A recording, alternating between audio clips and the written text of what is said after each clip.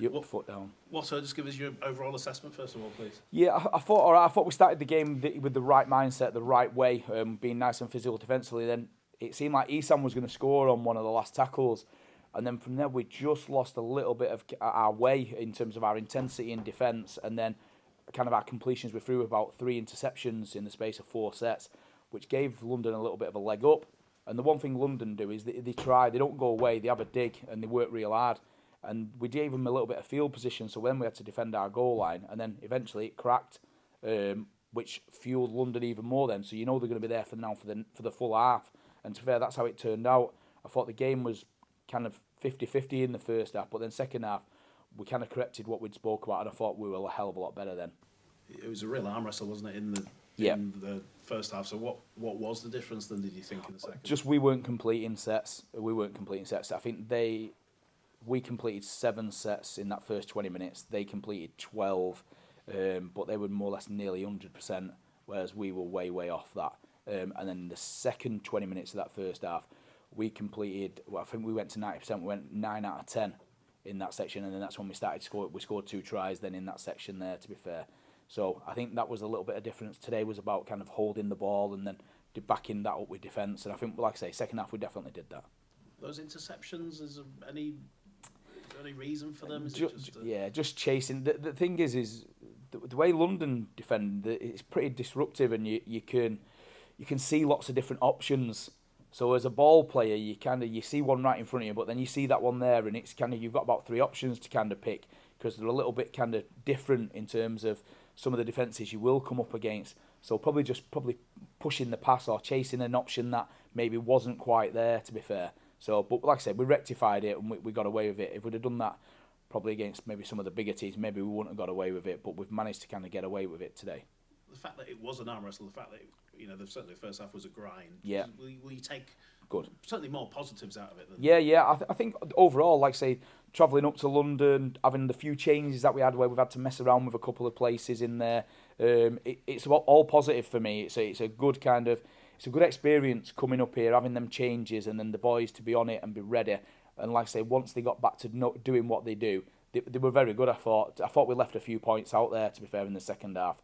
So yeah, I'm pleased with what they've dished up there. I thought the attitude in the way they've approached travelling down to London, doing the right things, being ready for the game today, that was all first class, to be fair. Isan at fullback, has he played at fullback before? Yeah, for Burley Bears. Yeah. I watched him a lot before we signed him, and he was playing fullback at Burley Bears there. So I know he likes to chime in the line. So he probably he could have had a couple more tries today. He was passing it when he was falling over the line a couple of times. So yeah, he just needs to hold the ball and run, which is his strength. So yeah, he's played it a few times, to be fair.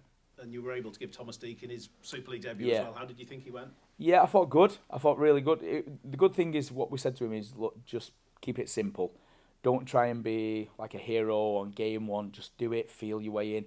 It's a big thing for young players who've worked all the careers and all the lives to try and get a first team opportunity, and then they eventually get it. You kind of forget how much it actually means to them and the family. I know when we put him back on in the last 10 minutes, I heard all his family all start screaming in the far stand, and they've all come down, they've all travelled from everywhere.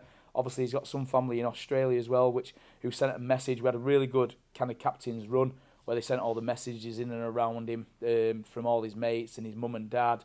So it was a special, and we had his granddad come and present his jersey to him. It was obviously Steve Deacon, who helped with Catalan and has been involved in the game for years. So it's a real kind of special moment for Thomas. So really pleased that he's got through the game and done pretty well, to be fair, I thought. Will he figure a lot, do you think, in the rest of the season? I think Thomas is a kind of a project, if you like, about developing him, and it will feature. He'll definitely feature as we go through. You look at the league and you look at kind of the bumps and bruises you kind of get. He'll definitely feature throughout the season. His aim is to basically start knocking off people like Adam Milner and Ash Goulding and start becoming kind of a second choice and then a first choice kind of 9.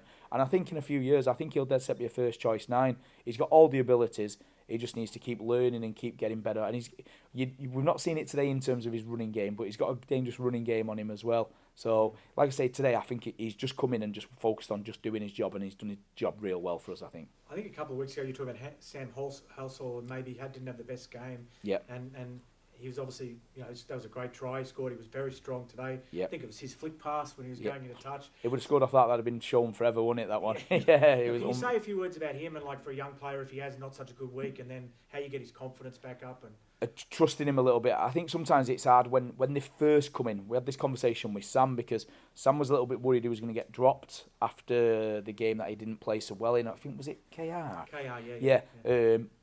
But he was always going to play the whole week. And Jake Bibby, I was talking to Jake Bibby, and Jake Bibby said he'd phoned him and said, what I'll do, because obviously Jake knows me real well, and he went, he'll back you, mate. He said, you're not a young kid now, you've played so many games. He said, you'll play again against Hull. And he was unsure, but he did. He came out, and mate, he's a kid who's worked real hard, and he does the right thing. So if he does mess up, he's going to try and rectify it and try and be better. He's got a real willingness to learn and want to be better. He's a great kid, mate, and he's going to be a great, great player. If I could put something on him and say that he's going to, mate, I think he'll potentially be as good. I think. I don't want to say I want to name a name, but I don't want to put too kind of pressure on him. I think he'll be an international if he keeps developing the right way, because he's got that ability and he's got that willingness to want to be better and want to learn, and he never gets above himself or think he's better than he is. You won't put pressure on him if you give us a few names. Yeah. Well, you look through centres and you look through some. I'll give you one, because Matt Percival, kind of the way he's been through kind of his career as well. And I know, and I'm saying his name because one of our boys has mentioned the similarities between them, which I think was Adam Swift, when he said about Matt Percival playing with him at St Helens, and obviously he's got to play with Sam, obviously in training and in the games now, so he knows what he's all about. So I'll use that one from one of our boys. But yeah, he's a great kid, mate.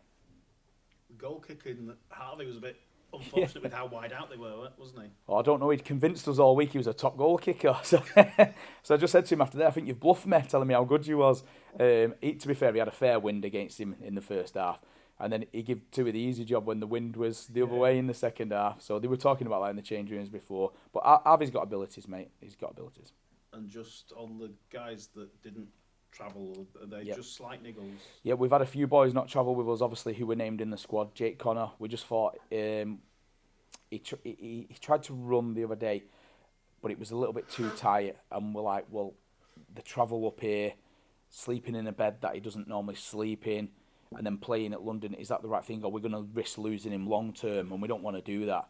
So we took the decision basically out of Jake's hands, because he'd probably tell you that he probably could have played, but we took that out of his hands to make sure that he's right going forward. So fingers crossed, we've done the right thing, and he should be hopefully okay now for next week, hopefully. Matty English, again, he was another one who came out of the squad again, tight hamstring, he came off in the last few minutes there. Again, I think he'll be fine going forward. Like I say, you're playing with, you kind of trying to put out fires to try and make things not go as long, because if you look at what happened to us last year when we lost a lot of players for long periods of time, we don't want that happening to us again. So it's trying to look after some of the players, and then obviously everyone knows about the news that obviously what happened with Fenton at weekend. So we've travelled down here with 19, which is unfortunate, but it's something that he's going to have to learn from. Because that's in the news, we probably should give you the opportunity if you want to say anything about it. Well, I think probably the club have made the statement. I think, like I say, Fenton will have to learn from it, but he's got to deal with the consequences that come from there now. So I think it's best left with the club and with Fenton now. I've spoken to Fenton, I know what he's feeling like. I know he's remorseful in that, but let the club go through their process, let the kind of police do what they're doing and go through there. I think after that, then you can probably talk about it. But at the moment, it's very raw for obviously a young lad in his position. So hopefully we can get that sorted out and can move forward.